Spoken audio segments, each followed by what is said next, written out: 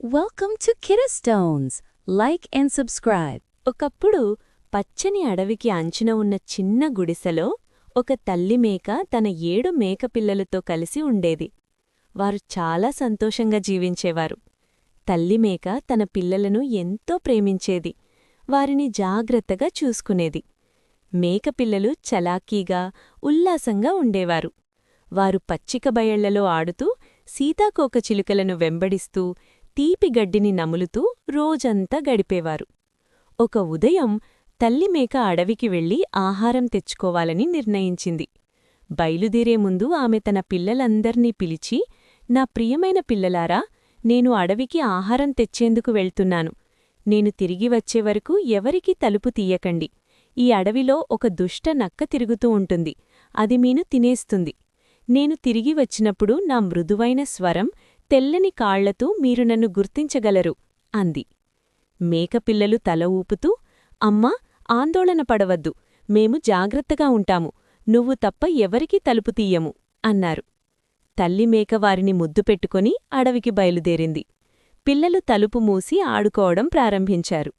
పాటలు పాడుతూ, నృత్యం చేస్తూ, నవ్వుతూ గడిపారు. కొంతసేపటికి తలుపు దగ్గర ఒక గట్టిగా తట్టే శబ్దం వినిపించింది. నా పిల్లలారా, తలుపు తెరవండి అని ఒక గంభీరమైన, కఠినమైన స్వరం వినిపించింది. మీ అమ్మ వచ్చింది. మీ అందరికీ బహుమతులు తెచ్చింది. పిల్లలు ఆగిపోయారు. పెద్ద మేకపిల్ల అంది, అది మా అమ్మస్వరం కాదు. మా అమ్మస్వరం మృదువుగా ఉంటుంది. నీది గట్టిగా ఉంది. నువ్వు నక్కవు. నక్క కోపంతో వెళ్ళిపోయింది. అది ఒక దుకాణానికి వెళ్లి చాక్ కొనుక్కొని తిన్నది. తన స్వరం మృదువుగా మారింది. తిరిగి వచ్చి తలుపు తట్టింది. నా పిల్లలారా, తలుపు తెరవండి అని మృదువైన స్వరంలో అంది. మీ అమ్మ వచ్చింది. పిల్లలు వినిపించిన స్వరం నిజంగా అమ్మదే అనిపించింది. కాని చిన్న మేకపిల్ల అంది, నీ కాళ్ళు చూపించు. మా అమ్మ కాళ్ళు తెల్లగా ఉంటాయి.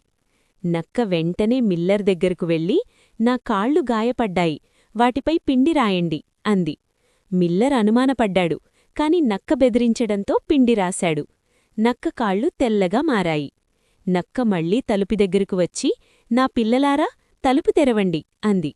పిల్లలు కిటికీ ద్వారా కాళ్ళు చూశారు. అవి తెల్లగా ఉన్నాయి. వారు నమ్మి తలుపు తెరిచారు.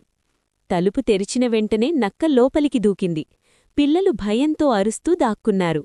ఒకటి టేబుల్ కింద, మరొకటి మంచం కింద, ఇంకొకటి అల్మారాలో, ఇంకొకటి వంటగిదిలో, 5వది ఓవెన్లో, 6వది నీటిపాత్ర కింద, 7వది గడియారంలో దాక్కుంది.